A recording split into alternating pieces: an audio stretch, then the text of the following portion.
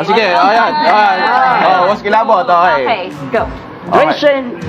Trece Nation at sumainyo naman ang isa namang edisyon ng ating masayang balitaan at kwentuhan. Ayun!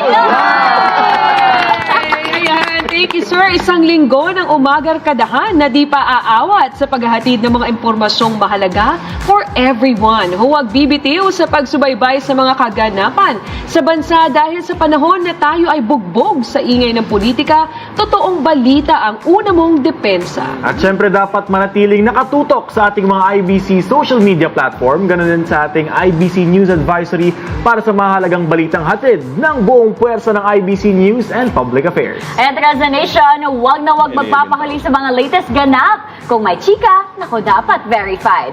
Kita-kits ulit dito sa susunod na dose ng Trending Showbiz Update. Yeah, and thank you for making us part of your week for the latest breaking news, in-depth reports, and the stories that matter most. Stay with 13 News, your trusted source for credible journalism anytime and anywhere.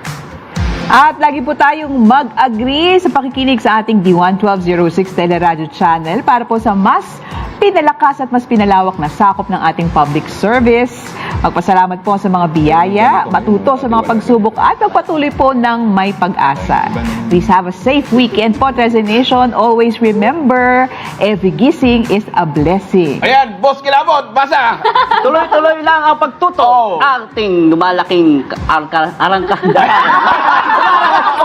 Tuloy-tuloy lamang po sa pag-spread ng good vibes. At para sa ating kids, more fun pa tayo dahil susunod na ang Chibi Maruko-chan at Blockbusters sa umaga. At tumutok na rin sa mga weather updates. Kita-kits tayo sa Lunes! Salamat din kay Lala Lailan, kay Maui. Kita-kita tayo sa Lunes. Dito lang sa inyong pambansang morning show kung saan lagi una ka.